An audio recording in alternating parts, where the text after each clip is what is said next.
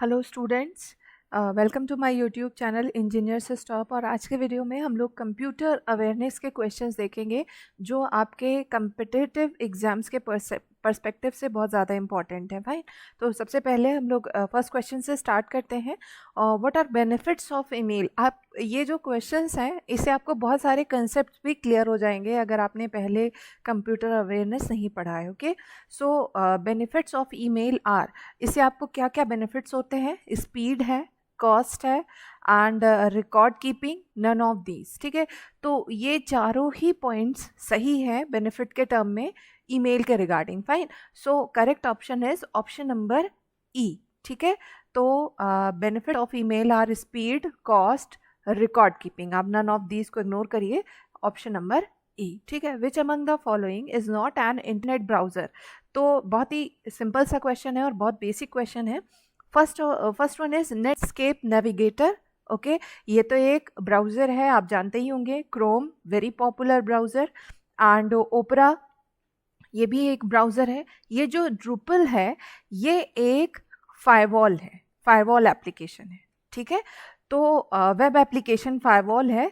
तो ड्रूपल आपका ये एक इंटरनेट ब्राउजर नहीं है। सो इस क्वेश्चन के लिए जो सही जवाब है option number C. Okay, next question पे आते हैं।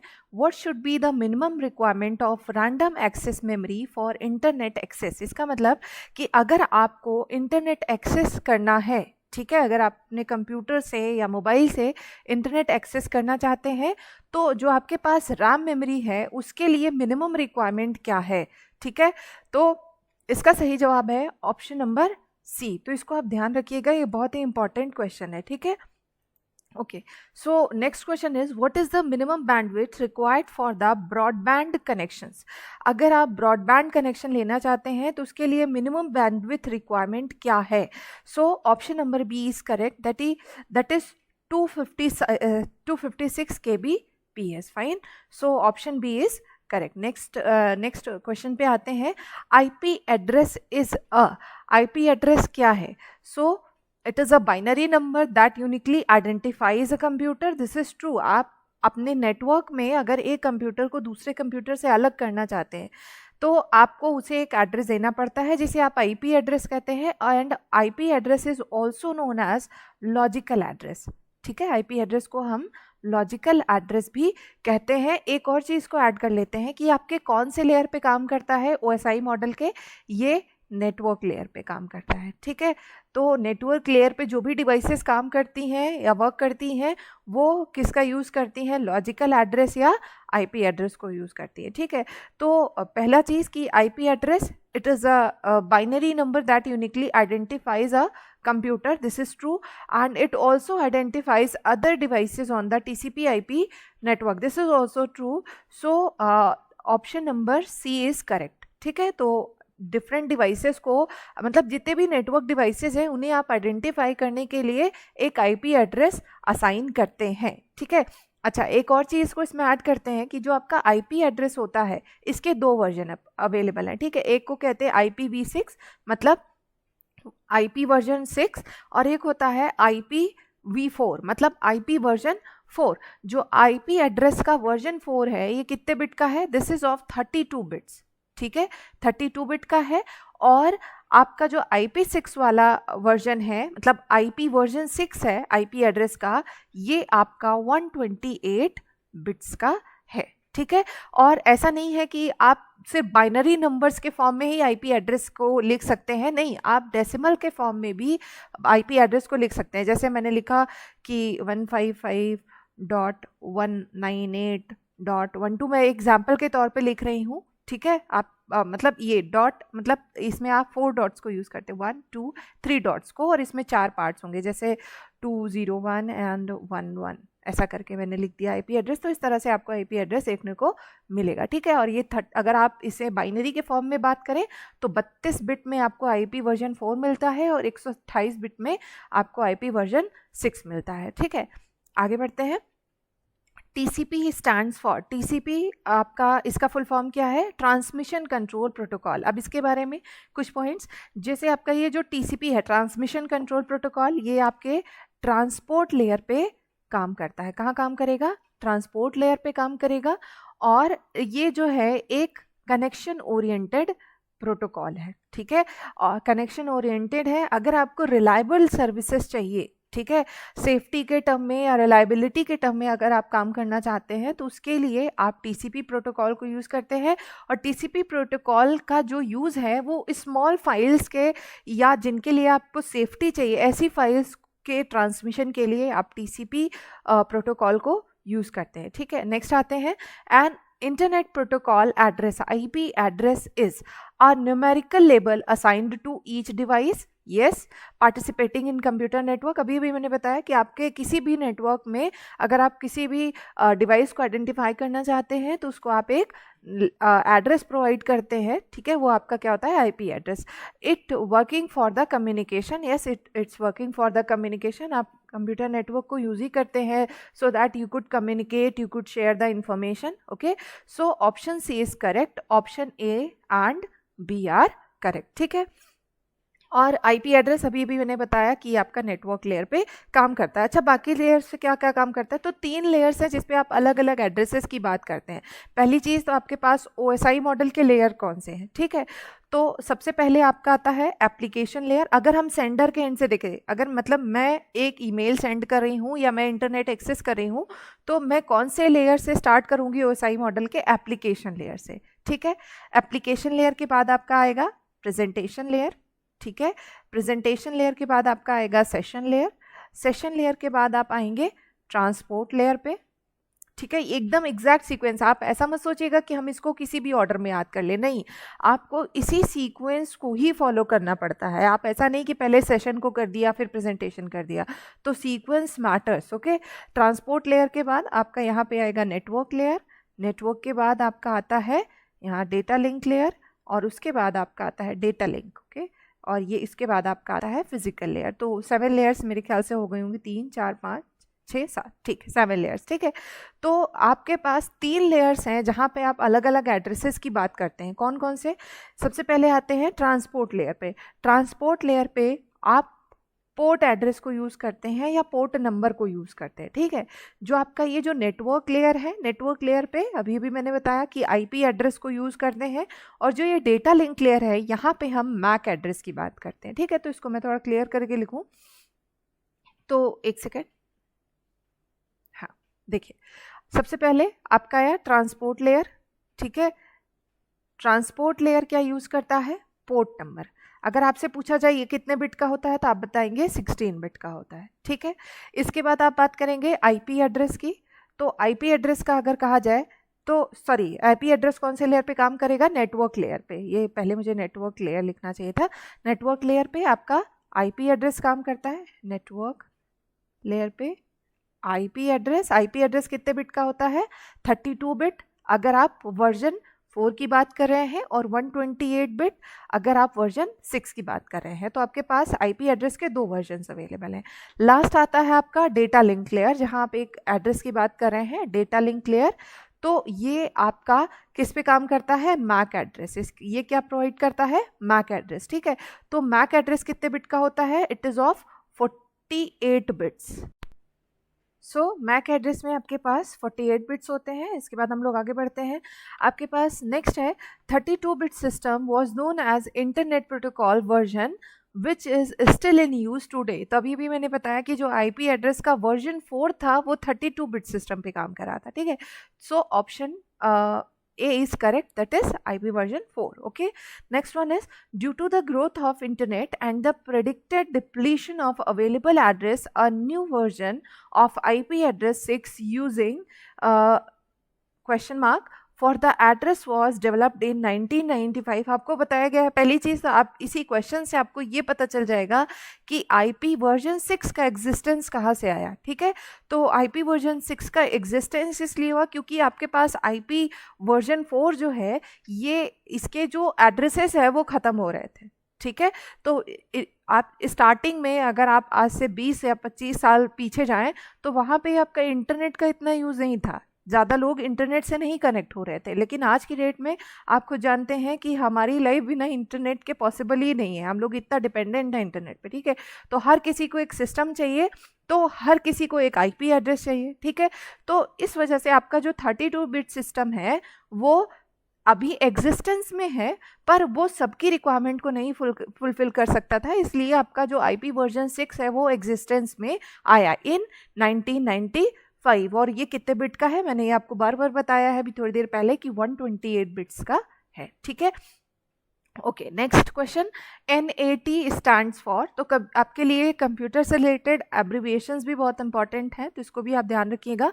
सो NAT stands for network address translator, okay, which among the following is use to access the network. तो आपको कौन से लेयर को नेटवर्क एक्सेस करने के लिए आप यूज करते हैं, आप एप्लीकेशन लेयर की हेल्प से आप नेटवर्क को एक्सेस करते हैं। अगर आपसे पूछा जाए ये जो आपके ब्राउज़र हैं या फिर जो आप गूगल वगैरह एक्सेस करते हैं, आपको इंटरफेस प्रोवाइड करने का काम, इंटरनेट कनेक्टिविटी के लिए जो इंटरफेस प्रोवाइड कर रहा है वो आपका कौन है, एप्लीकेशन लेयर है, ठीक है। तो एप्लीकेशन लेयर पे आपके ब्राउज़र हुए या जो मेन प्रोटोकॉल्स हैं, HTTP हुए, SMTP, POP एंड FTP, मतलब इसके एप्लीकेशन लेयर के इंपॉर्टेंट प्रोटोकॉल्स मैं एक बार बता दूं आपको। तो HTTP आप लोग देखते ही हैं, HTTPS, ठीक है। इसके अलावा आपका आता है SMTP ईमेल्स वगैरह के लिए, पॉप, ये भी आपका ईमेल के लिए इंपॉर्टेंट है, पॉप एंड पॉप 3 इसके 2 वर्जन है, ठीक है। और इसके अलावा आपका टेलनेट, ठीक है, FTP, ये सारे कौन से लेयर पे काम करते हैं, एप्लीकेशन लेयर पे काम करते हैं। तो मेरा एक सेपरेट वीडियो है जिसमें मैंने हर लेयर पे कौन कौन से प्रोटोकॉल वर्क करते हैं उसके बारे में डिस्कस किया हुआ है, ठीक है, तो आप वहाँ से देख सकते हैं। एप्लीकेशन लेयर आपको इंटरफेस प्रोवाइड करता है इंटरनेट कनेक्टिविटी के लिए, आप या फिर एप्लीकेशन लेयर की हेल्प से आप इंटरनेट को एक्सेस करते हैं। Next one is presentation layer. Presentation layer आपको क्या करता है, इंफॉर्मेशन को सेफ रखने का काम, सिक्योर रखने का काम कौन करता है, प्रेजेंटेशन लेयर, ठीक है। मतलब आपका इनक्रिप्शन, ठीक है, इनक्रिप्शन, डिक्रिप्शन, ट्रांसलेशन, कंप्रेशन, ये सारे डेटा का इनक्रिप्शन, डिक्रिप्शन, ट्रांसलेशन, मतलब ये सारी चीज़ें कहाँ पे होती हैं, प्रेजेंटेशन लेयर पे, ठीक है। आप डेटा को हाइड करने का या सेव करने का, सिक्योर करने का काम कहाँ करते हैं, प्रेजेंटेशन लेयर पे, ठीक है। सेशन लेयर, सेशन लेयर आप लोग देखते हैं कि आप कोई कुछ साइट्स होती हैं जहाँ पे आपको ज़्यादा सेफ्टी की रिक्वायरमेंट है, अगर आप थोड़ी देर उनको एक्सेस नहीं करते तो आपका जो सेशन टाइम आउट हो जाता है, ठीक है। तो ये आपका कौन सा लेयर प्रोवाइड करता है, सेशन लेयर। और सेशन लेयर की बात करें तो इसका काम होता है कनेक्शन एंड डिसकनेक्शन, ठीक है, नेटवर्क को कनेक्ट करना या किसी भी आईपी एड्रेस से कनेक्ट होना और उसको डिसकनेक्ट करना, ठीक है, ये किसकी रिस्पॉन्सिबिलिटी होती है, सेशन लेयर की, ठीक है। तो आपको बेसिक वर्किंग, हर आप बहुत डिटेल में मत जाइए, पर आपको बेसिक जो वर्किंग है आपको वो हर एक लेयर की पता होना चाहिए। OSI मॉडल आपका बहुत और बहुत इंपॉर्टेंट है, ठीक है। नेक्स्ट आते हैं, which among the following layer main function is data formats, data encryption, decryption, data compression, decompression. अभी अभी मैंने बताया है, तो प्रेजेंटेशन लेयर ये सारे काम करता है। तो आपको एग्जैक्ट मिल गया कि data formats, encryption, decryption and compression, ये सारी चीज़ें आपको कौन दे रहा है, प्रेजेंटेशन लेयर, ठीक है। एंड नेक्स्ट आते हैं, अच्छा, ट्रांसपोर्ट लेयर क्या करता है, ये आपका पोर्ट टू पोर्ट डिलीवरी करता है मैसेजेस की, या यहाँ पे आपके सेगमेंट्स काम करते हैं ट्रांसपोर्ट लेयर पे। तो port to port delivery of messages ये किसकी रिस्पॉन्सिबिलिटी, या फिर कभी कभी कहते हैं process to process delivery of the messages या डेटा, ठीक है, ये ट्रांसपोर्ट लेयर की जिम्मेदारी है, ठीक है। यहाँ पे कौन सा एड्रेस काम करता है, पोर्ट नंबर, और ये कितने बिट का होता है, 16 बिट का, ठीक है। नेक्स्ट आते हैं, which layer has access to particular network services, billing function, etc, ठीक है। इसमें से कौन सा ऐसा लेयर है which has access to particular network services, billing function, etc। सो इसका करेक्ट आंसर है सेशन लेयर, ओके। इसका जो सही जवाब है, आप सेशन लेयर है, तो आप इसमें सेशन लेयर का जो मैंने फंक्शन बताया था उसमें आप ये भी ऐड कर सकते हैं। पहली चीज़, आप कनेक्शन एंड डिसकनेक्शन के लिए इसको यूज़ करते हैं, ठीक है। उसके बाद it has access to particular network services and also on the billing function, okay, session layer का इसका यूज़ करते हैं, ठीक है। Okay, next question, which of the following is correct feature about the LAN. पहली चीज़ तो आप ये जानिए कि आपके जो कंप्यूटर नेटवर्क है, नेटवर्क 3 तरह के होते हैं, ठीक है। अगर हम जियोग्राफिकली इसको डिवाइड करें तो आपके पास 3 नेटवर्क हैं, LAN and MAN, next one is वैन, ठीक है, फुल फॉर्म क्या होता है? लैन लोकल एरिया नेटवर्क, ठीक है, MAN metropolitan area network, metropolitan, ठीक है, एंड वैन वाइड एरिया नेटवर्क, ठीक है, ये तो फुल फॉर्म हुआ।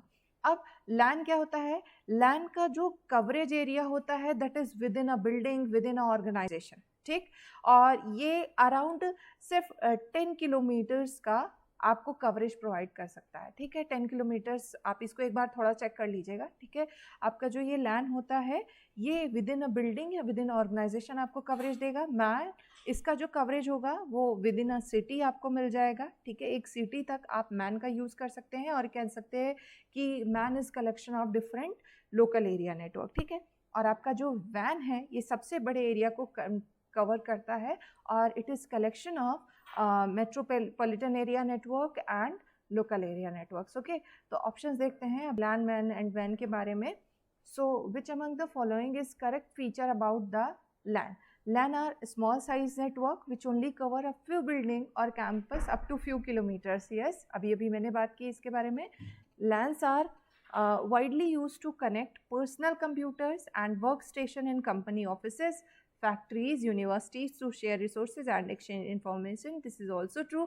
ये दोनों ही आपस में related है, तो मेरे ख्याल से ये समझ में ही आ रहा होगा। Example of LAN is to share printer in lab or in a department and this is also true. तो लैन के बारे में ये तीनों ही पॉइंट्स बिल्कुल क्लियर हैं, so option D is correct, ठीक है। So all of the above, okay, यहाँ पे मैंने ई लिख दिया है, दैट इज ऑप्शन डी, सारे ही ऑप्शन इसमें करेक्ट है, ठीक है। Next, the size of a question mark can cover a city whose scope is less than 100 kilometre, ठीक है। तो अभी उन्हें बताया है कि आपका जो एक सिटी का कवरेज आपको कौन प्रोवाइड करता है? MAN, metropolitan area network. FDM stands for, FDM का फुल फॉर्म क्या होता है? Frequency division multiplexing, okay. और एक आपका आता है TDM, TDM means time division multiplexing, okay.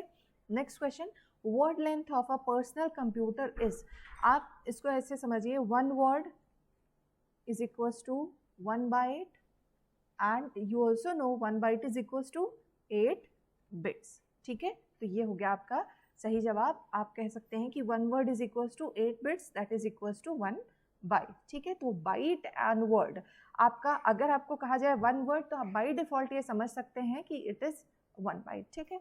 Operating systems, editor and debuggers come under, ये सारे आपके जो operating systems, editor and debugger, ये किस तरह के सॉफ्टवेयर हैं? तो दीज आर सिस्टम सॉफ्टवेयर।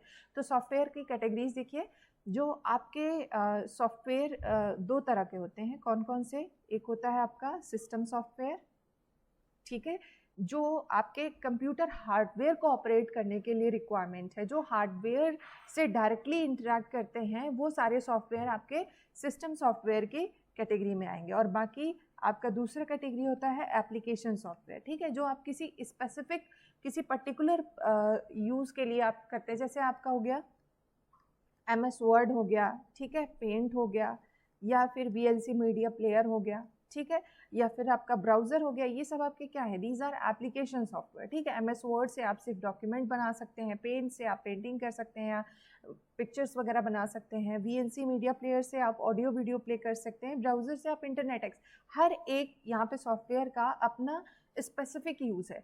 जो आपका सिस्टम सॉफ्टवेयर है ये कहीं ना कहीं आपके हार्डवेयर लेवल की जो फंक्शनैलिटीज़ होती हैं या जो ट्रांसलेटर्स होते हैं वो सब सिस्टम सॉफ्टवेयर की कैटेगरी में आते हैं। मतलब आपके जो सिस्टम सॉफ्टवेयर हैं वो डायरेक्टली हार्डवेयर को एक्सेस करने के लिए या सपोर्ट प्रोवाइड करने के लिए यूज़ किए जाते हैं, जिसका एग्जांपल आपको सामने दिख रहा है, operating system, editors and debuggers, ठीक है। तो correct option is system software. Fine.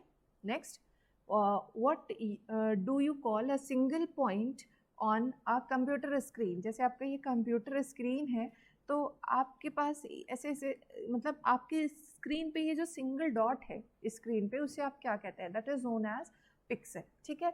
So dot on a single dot और single point on screen is known as pixel, okay. Through which device the main component of computer communicate with each other. इनमें से कौन सा option है जो आपके जो computer के कंपोनेंट्स हैं उसको आपस में कनेक्ट करता है। तो पहले ये जाने कि कंपोनेंट कौन कौन से कंप्यूटर के। देखिए, तो सबसे पहले आता है आपका इनपुट डिवाइस, ठीक है, फिर आपका आता है प्रोसेसिंग यूनिट, फिर आपका आता है आउटपुट डिवाइस, ठीक है। और प्रोसेसिंग यूनिट इसके अलावा आपका मेमोरी, ठीक है। प्रोसेसिंग यूनिट की बात करें तो इसका मेन कंपोनेंट क्या क्या है। प्रोसेसिंग यूनिट को आप सीपीयू भी कह सकते हैं। आपका मेन कंपोनेंट है इसका एक हो गया आपका एएलयू, ठीक है, और दूसरा हो जाता है आपका कंट्रोल यूनिट। तो आपसे पूछा जा रहा है ये जो आपने कंपोनेंट बताए, input device, output device, memory और ये जो प्रोसेसिंग यूनिट है, इनके बीच में कम्युनिकेशन कैसे प्रोवाइड किया जाता है। तो कम्युनिकेशन के लिए यहाँ पे सिस्टम बस का यूज़ किया जाता है। सिस्टम बस के थ्रू ये आपस में कनेक्टेड रहते हैं और डेटा को आपस में शेयर करते रहते हैं, ठीक है। अब सिस्टम बस क्या है। अब सिस्टम बस ये आपका 3 चीज़ों से मिलकर बना है, ठीक है। सिस्टम बस से एक है आपका डेटा बस, ठीक है, एक है आपका एड्रेस बस। बहुत सिंपल है इसलिए मैं ऐड कर दे रही हूँ, आप इसे इग्नोर भी कर सकते हैं, बहुत इतना डिटेल में मेरे ख्याल से नहीं जाएगा, बट यू शुड नो, ठीक है। नेक्स्ट है आपका कंट्रोल बस, ठीक। तो सिर्फ नाम से ही पता चला, डेटा बस से सिर्फ और सिर्फ आप डेटा को शेयर कर सकते हैं, ठीक है। डेटा को शेयर करने के लिए डिफरेंट जो कंपोनेंट्स है कंप्यूटर के, उनके बीच में डेटा को अगर आपको एक्सचेंज करना है तो उसके लिए आप डेटा बस यूज़ करेंगे। एंड एड्रेस बस, एड्रेस को शेयर करने के लिए, और कंट्रोल बस का यूज़ किया जाता है कंट्रोल सिग्नल्स को शेयर करने के लिए। तो इन तीनों को कलेक्टिवली हम क्या कहते हैं, सिस्टम बस। Fine, okay. Which one is the low level language. तो आपका ये कौन सा है, असेंबली लैंग्वेज, ठीक है। Assembly language is low level language. Which among the following is correct, ठीक है। तो इसमें से 1 KB is equals to 8 byte, 1 MB is equals to 8 KB, no, and 1 KB is equals to 1024 bytes, so this one is true. 1 KB is equals to 1024 bytes, और you can say 2 to power 10 bytes, ठीक है। अगर 1 MB की बात करें तो 1 MB is equals to 2 to the power 20 bytes, 1 GB is equals to 2 power 30 bytes, ठीक है। Okay, so thank you guys, thank you for watching. आज के लिए इतना ही। अगर आपको मेरा वीडियो पसंद आया तो आप इसे शेयर कीजिएगा, मेरे चैनल को सब्सक्राइब कीजिएगा, और अगर आप किसी स्पेसिफिक टॉपिक पे कोई वीडियो चाहते हैं तो आप मुझे कमेंट करके बता सकते हैं। Thank you for watching, bye bye, take care.